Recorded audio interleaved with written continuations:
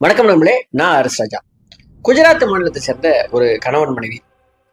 அவங்க நைட்டு 10 மணிக்கு அவங்க ஃபேமிலியா உட்காந்து சாப்பிட்றாங்க. அதுக்கப்புறம் 2 பேரும் படுக்கைக்கு போறாங்க.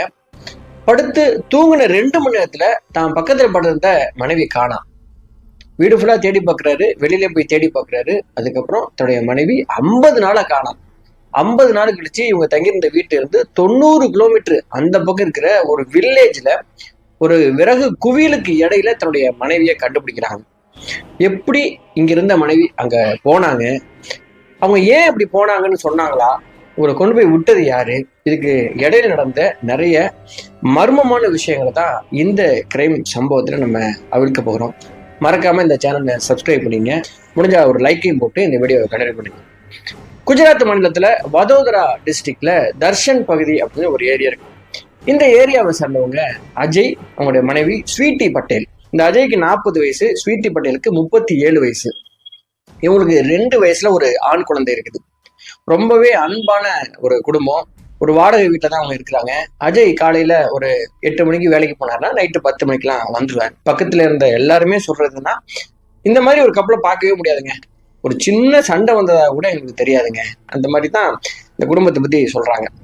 அப்படிப்பட்ட குடும்பத்துல ஜூன் 4, 2021 அன்னைக்கு ஈவினிங் வேலையை முடிச்சுட்டு சீக்கிரம் வந்த அஜய் தன்னோட மனைவி கூட டைம் ஸ்பெண்ட் பண்றாரு. 2 பேரும் பேசி சிரிச்சிட்டு இருக்காங்க, சேர்ந்து சமைச்சு சாப்பிட்றாங்க.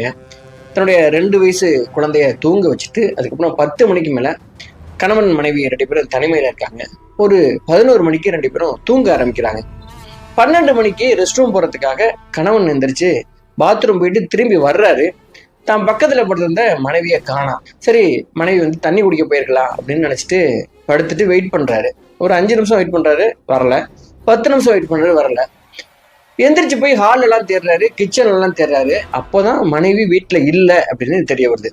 பதறி போனவர் தன்னுடைய மனைவியுடைய போனுக்கு ட்ரை பண்றாரு. மனைவி போன் சுவிட்ச் ஆஃப் அப்படின்னு வருது. இன்னும் பயம் அதிகமாயிடுச்சு. வீட்டை விட்டு வெளியில போயிட்டு இந்த தெருவுலாம் நடந்து போய் தேடுறாரு.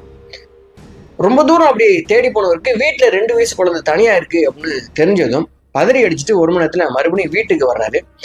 குழந்தை அதுக்குள்ள எந்திரிச்சு அழுதுட்டு இருக்குது. குழந்தைய சமாதானப்படுத்தி தூங்க வச்சவரு இப்போ 1 மணி ஆயிடுச்சு. என்ன பண்றதுனே தெரியல. 1 மணிக்கு போய் மற்றவங்களுக்கு ஃபோன் பண்ணி டிஸ்டர்ப் பண்ணவும் முடியாது. சரி, எங்கேயாவது போயிருப்பாளோ, ப்ராங்க் எதுவும் பண்றாளோ அப்படின்ற மாதிரி நினைச்சிட்டு அந்த நைட்டு ஃபுல்லா தூங்காம மனைவி இப்போ வந்துருவா, எங்கேயாவது போயிருப்பா, நம்மளை ஏமாத்துவா, இந்த மாதிரியே நினைச்சிட்டு காலையில 6 மணி வரையும் அவர் கண்ணு முடிச்சுட்டே இருக்கிறாரு. அது வரைக்கும் மனைவி வரவே இல்லை. காலையில 6 மணிக்கு மேல இதுக்கப்புறம் நம்ம தாமதிக்க கூடாதுன்னு சொல்லிட்டு தன்னுடைய மனைவியுடைய க்ளோஸ் ஃப்ரெண்டு எல்லாருக்குமே ஃபோன் பண்ணி அங்க வந்தாளா, இந்த மாதிரி நைட்டு காணா போயிட்டா அப்படின்னு தகவலை